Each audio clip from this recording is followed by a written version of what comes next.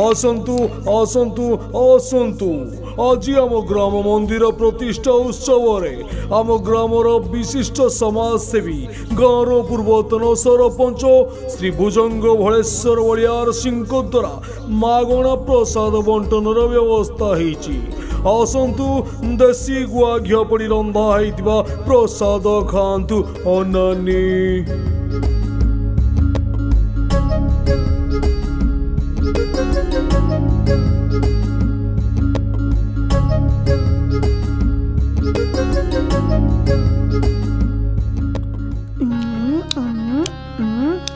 वाह वाह वाह, देसी गुआ घिଅ पड़िकी ऊपर जो काजू सेव भासुची सेइतिपाई तो भारी स्वादिया लागुची।